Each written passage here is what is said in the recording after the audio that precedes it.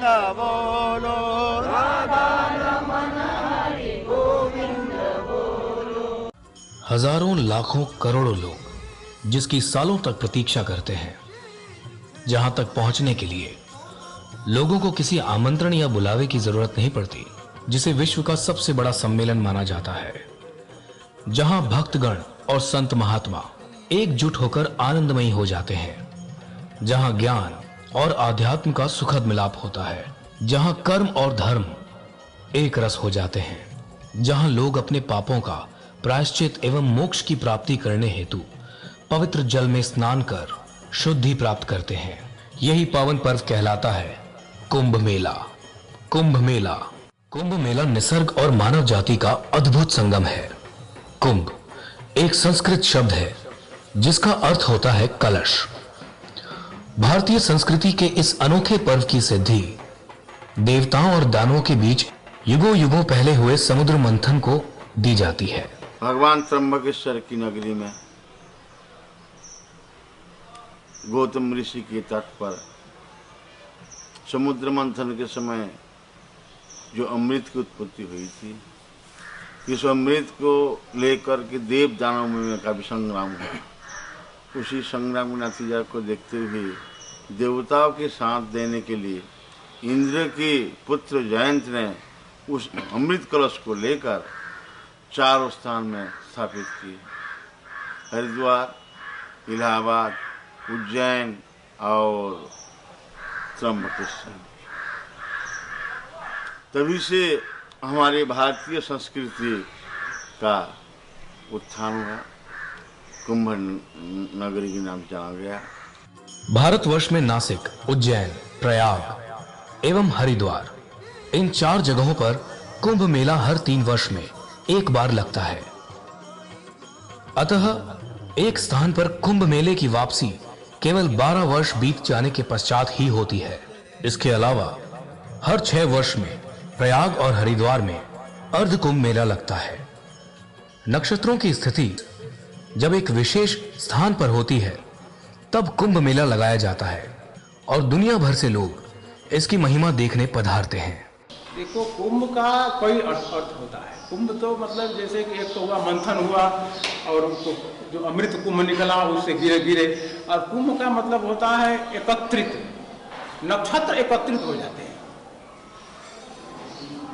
आकाश मंडल में नक्षत्र एकत्रित होकर के वहां के स्नान दान के क्रियाओं का पुण्य प्रदान करते हैं।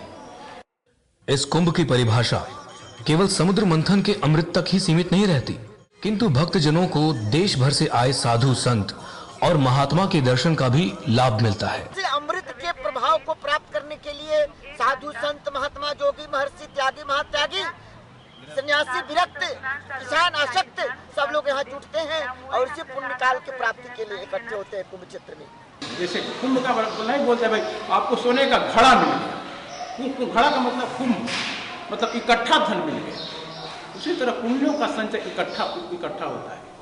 तो ये संत जो इकट्ठा होते हैं इनके वाणियों से जो अमृत निकलता है, ये अमृत भी कई तरह, एक तो वाणी का अमृत है, जल का अमृत है, और जो हवा में जब भी यहाँ के जो ग्रह नक्षत्र एकत्रित होते हैं उसमें भी अमृत तत्व की प्राप्ति होती है। तो इस तरह से कुंभ का जो महत्व है ना, हमारे संतों के एक मंथन तो उस समय भी हुआ था, समुद्र मंथन, और एक भी विचारों का मंथन है। विचारों का जो चारों तरफ आदान प्रदान चल रहा है, जो कथा प्रवचन जो चल रहे हैं, उससे भी निकलते हैं। इस महापर्व की एक और विशेषता है जिसके लिए लोग दूर दूर से यहां आते हैं, और वो है पवित्र जल में स्नान। चाहे गंगा हो या गोदावरी, इनके पवित्र जल में डुबकी लगाकर लोगों को शुद्धि का एहसास होता है। कहा जाता है कुंभ के दौरान इनके जल से शुद्ध होने पर हमारे पापों का नाश होता है। इस कुंभ नगरी में सभी भाविक जन, देव देवता, संत महंत जो भी स्नान किए पुण्य का भागी बने। इसमें कोई दुविधा नहीं कि निश्चित रूप से लोग पुण्य का भागी बने। और हम भगवान त्र्यंबकेश्वर से प्रार्थना करेंगे सदा हर 12 वर्ष में ये लोग और आए और उन्हें स्नान करे, और इस प्रकार हमारे भारतीय संस्कृति का चलता है। हर 3 वर्ष में होने वाला ये महाउत्सव सारे विश्व को हमारी भारतीय संस्कृति की अनोखी मिसाल देता है। हर जाति, पंथ और धर्म के लोग यहाँ एकत्रित होते हैं। सारे मतभेद, ऊंच नीच, अमीर गरीबी को भुलाकर लोग एकजुट होकर कुंभ का आनंद उठाते हैं और भारत की विविधता में एकता का प्रदर्शन सारी दुनिया को करते हैं। भारत विविधता अनेकता में एकता, विविधता में एकता को प्रदर्शित करता है। यहाँ की नर नारियां जितना पूजनीय है, यहाँ पर जितने नर नारी हैं सब लोग एकत्र होकर के इस पुण्य का लाभ लेने के लिए कुंभ क्षेत्र में आते हैं। और ये आज नहीं, अनादिकाल से भारत साधु संतों का देश रहा है, भारत विश्व का गुरु रहा है। इसी के सानिध्य में, इसी के संदर्भ में यहाँ 4 जगह पर कुंभ लगता है और इसी के दरमियान में हम साधु महात्मा जितने भी भक्त हैं जगत संसार से जुड़ते हैं। यही नहीं, संपूर्ण विश्व के लोग यहाँ आते हैं जो भारतीय संस्कृति को पहचानते हैं, जो भारतीय संस्कृति में आस्था विश्वास रखते हैं। भारतीय में क्यों, ये भारत में अतिथि देवो भव, मातृदेवो भव, पितृदेवो भव, गुरुदेवो भव। यदि इन बातों में, इन तत्वों में जिसको विश्वास है, संपूर्ण विश्व के नर नारी यहाँ आकर के अब भारत में अपनी आस्था जगाते हैं। इसीलिए भारत पूजनीय है। इन्हीं शब्दों के साथ मैं वाणी को देता हूँ और कुंभ क्षेत्र में आए हुए भक्तों को बहुत बहुत कोटि आशीर्वाद देता हूँ। बोलिए एक बार जो भी भक्त इकट्ठा है, एक बार जयकारा हो जाए, प्रेम से बोलिए त्र्यंबकेश्वर नाथ की जय। इस प्रकार पुराणों का कथन, संत महात्माओं के आशीर्वाद और पवित्र जल में स्नान, इन तीनों के संगम का लाभ उठाने हेतु भक्तजन देश विदेश से कुंभ में आते हैं, हर हर महादेव का नारा लगाते हैं और अपने भीतर एक अनोखी ऊर्जा महसूस करते हैं।